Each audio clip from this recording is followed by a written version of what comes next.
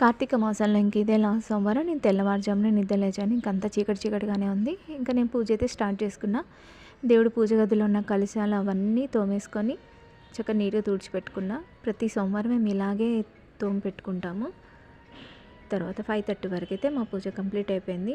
టెంపుల్కి వెళ్దాం అనుకున్నాను కానీ వీలు పడలేదు. ఇంకా ఇంట్లోనే పిండి దీపాలన్నీ ఇంట్లో పూజ గదిలోనే పెట్టేసుకున్నా. 5:30 వరకు కంప్లీట్ అయిపోయింది పూజ.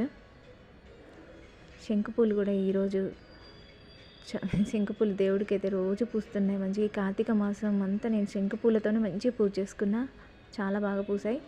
తర్వాత తులసి కోట దగ్గర కూడా నేను దీపాలు వెలిగించుకున్నా. ఇంకా పిండి దీపాలు కూడా ఇక్కడే పెట్టేసా. తర్వాత నేను టీ పెట్టుకొని తాగేసి మా అబ్బాయికి లంచ్ కోసం అయితే నేను టమాటా పప్పు వేశాను. ఎప్పుడైనా పోపు పెట్టినప్పుడు వెంటనే మూత పెట్టుకోవాలి. అప్పుడే మంచిగా. అండ్ కాకరకాయ ఫ్రై కూడా చేశాను.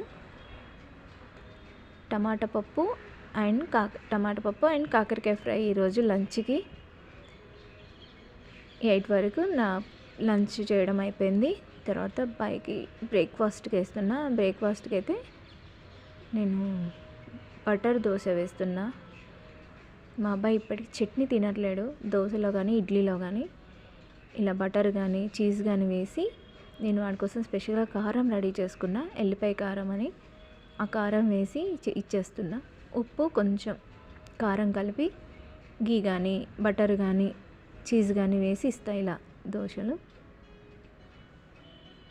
ఇంకా చట్నీతోనే అలవాటు చేయాలి.